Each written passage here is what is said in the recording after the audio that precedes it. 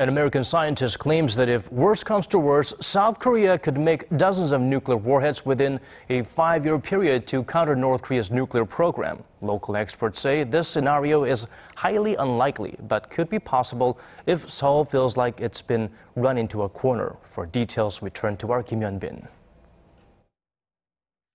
Charles Ferguson, president of the Federation of American Scientists, said in a report last week that if the U.S. was perceived as being unable to reliably counter the threats posed by China and North Korea, Japan and South Korea will want to take steps to have their own nuclear capabilities.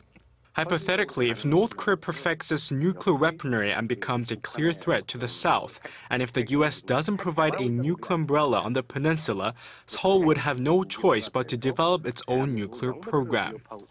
Ferguson says South Korea is currently capable of making 2,500 kilograms of near-weapons-grade plutonium, or enough to make more than 400 bombs, from 4 pressurized heavy water reactors at its Warsaw nuclear power plant. He added that Seoul also has the potential to make dozens of nuclear warheads every year within a 5-year period. Local experts say, however, that it is highly unlikely that South Korea would develop its own nuclear program. South Korea relies heavily on exports, and its economy has developed through trust with the international community. So it is highly unlikely that it will develop its own nuclear program without a clear justification for doing so. Experts say if the U.S. and the international community keep putting pressure on North Korea over its nuclear program and provide a nuclear shield, Seoul won't have a reason to develop its own nuclear weapons. Kim Hyun, Arirang News.